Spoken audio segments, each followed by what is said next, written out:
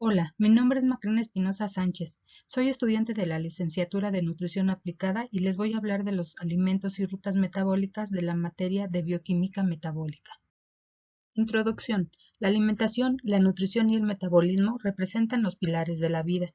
El ser humano necesita ingerir alimentos que posean nutrimentos como los hidratos de carbono, los lípidos y las proteínas, pero para que puedan ser aprovechados se requiere de reacciones catabólicas y anabólicas que los degraden o los sinteticen según el organismo los requiera. Esto es de vital importancia porque nuestro organismo siempre trata de mantener una homeostasis para poder funcionar correctamente y, por lo tanto, mantener un buen estado de salud. Por esto es conveniente ingerir las cantidades justas de alimentos según las necesidades de energía del organismo para que siempre mantenga un balance energético neutro. La digestión, absorción y metabolismo está dado por los nutrientes que componen los alimentos en una preparación. Por ejemplo, al consumir un sándwich de jamón y mantequilla, esta preparación está integrada por hidratos de carbono, que están representados por el pan, las proteínas, que están representadas por el jamón, y las grasas, que están representadas por la mantequilla y en parte por el jamón. Los carbohidratos o glúcidos son uno de los nutrientes principales en nuestra alimentación, puesto que proveen de energía a las células para que puedan desempeñar sus funciones en el organismo. Son fuente de energía inmediata. Se encuentran en alimentos como la fruta, azúcar, cereal, entre otros. Las proteínas aportan muy poca energía. Su principal función es estructural. Se encuentran principalmente en alimentos de origen animal. Los lípidos son fuente de reserva de energía, es decir, la fuente secundaria. El 95% de los lípidos que ingerimos se encuentran en forma de triglicéridos. El resto lo forman los ácidos grasos, esteroles como el colesterol, los fosfolípidos y vitaminas liposolubles. Se encuentran principalmente en alimentos de origen animal y en algunos vegetales oleosos. La digestión se inicia desde que ingerimos los alimentos. La ptialina de la saliva va separando los disacáridos de los extremos de las moléculas de polisacáridos. Digestión en el estómago. Las glándulas del estómago segregan pepsina y ácido clorhídrico, los cuales descomponen moléculas de proteínas en fragmentos más pequeños. Digestión en el intestino delgado. Los hidratos de carbono obtenidos de la ingesta del pan son degradados a disacáridos por la amilasa del páncreas. Luego las disacaridasas del epitelio intestinal dividen los disacáridos en monosacáridos. Los lípidos obtenidos de la mantequilla son emulsionados por las sales biliares, formando semicelas. Es cuando la lipasa puede actuar dividiendo los triglicéridos en monoglicéridos y en ácidos grasos. Los trozos de proteínas obtenidos del jamón son divididos aún más por las peptidasas del páncreas. Después, las peptidasas del epitelio intestinal las digieren hasta degradarlas en aminoácidos. Absorción de la glucosa. Las células de la mucosa intestinal absorben los monosacáridos, glucosa, fructuosa y galactosa, siendo estos dos últimos transformados en glucosa. Del citosol, los monosacáridos pasan a los capilares por difusión simple o por difusión facilitada. Luego pasan a los capilares sanguíneos en forma de glucosa y de ahí al torrente sanguíneo.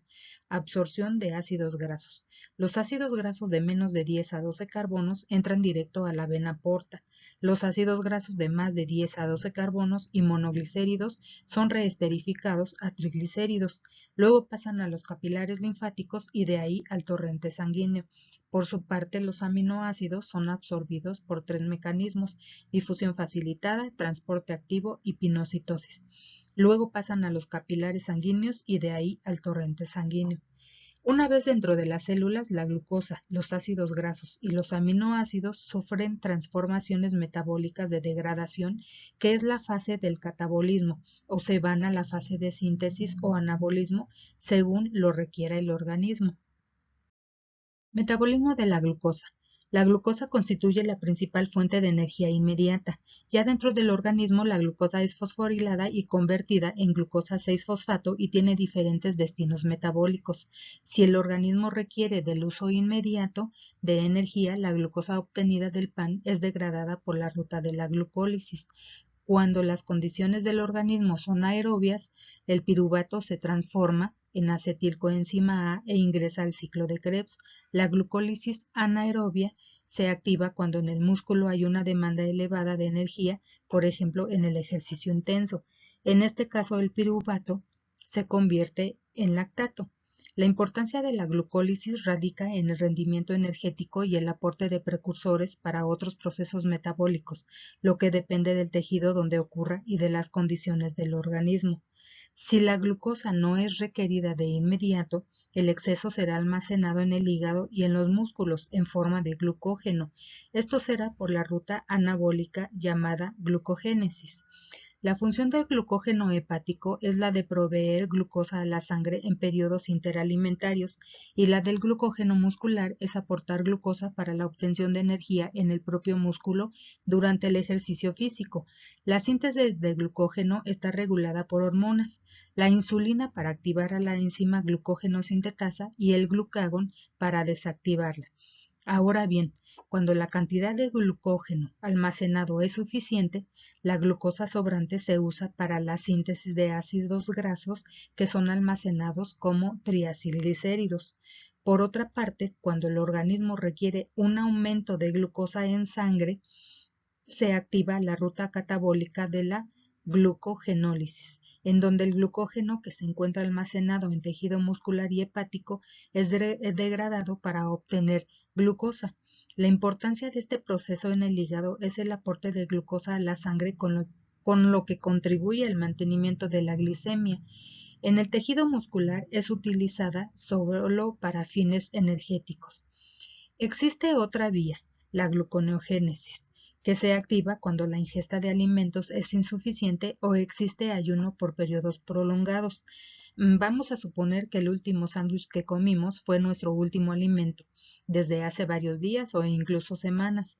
Es cuando el organismo se ve en la necesidad de producir glucosa a través de fuentes que no son glúcidos, como el glicerol, ácidos grasos o aminoácidos glucogénicos.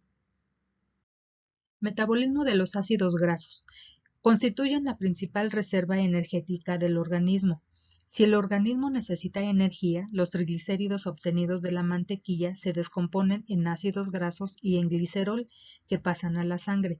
Esto sucede a través de la lipólisis, en donde el glicerol sirve como sustrato para vía de la gluconeogénesis para obtener glucosa y los ácidos grasos son oxidados por la vía de la beta-oxidación y luego pasan al ciclo de Krebs. Ahora bien, si las necesidades de ácidos grasos del organismo están cubiertas, estos pasan a las células del tejido adiposo almacenándose como triacilgliceroles. Esto ocurre por la ruta anabólica de la lipogénesis, en donde a partir del glicerol y ácidos grasos se sintetizan los triacilgliceroles. Las células adiposas pueden también transformar la glucosa en ácidos grasos cuando aquella está en exceso en el organismo. Metabolismo de los aminoácidos. Para los aminoácidos no hay compuestos de almacenamiento, no existe proteína alguna que pueda ser considerada para los aminoácidos como lo es el glucógeno para la glucosa. Los aminoácidos de la dieta, en este caso los obtenidos del jamón, son utilizados para reemplazar diversas proteínas endógenas y sintetizar la gran cantidad de las que se exportan, especialmente las proteínas plasmáticas. Esto se lleva a cabo a través de la ruta anabólica de la proteogénesis. Una vez reemplazadas las proteínas tisulares necesarias, los aminoácidos en exceso son rápidamente catabolizados por la vía de la proteólisis, con preferencia hacia la degradación de glucosa y grasas. De ese modo, bajo las condiciones que prevalecen inmediatamente después de una comida, los aminoácidos sirven también como combustible directo para procesos oxidativos. La velocidad de transaminación de los aminoácidos de la dieta varía en proporción directa con el aumento de los niveles sanguíneos. La desaminación de los aminoácidos conduce al ciclo de la urea, en donde el NH3 o amoníaco produce urea y esta es desechada a través de la orina. Conclusión. Como futuros nutriólogos debemos tener un conocimiento amplio sobre las rutas metabólicas, ya que nos sirven para saber cómo los nutrientes pasan a través de diferentes transformaciones de degradación y de síntesis con la finalidad de que puedan ser aprovechados por el organismo. En base a lo expuesto en nuestro campo laboral podemos realizar un plan alimenticio balanceado que provea todos los nutrientes que requieran las personas de acuerdo a su estado de salud y características particulares. Gracias Gracias.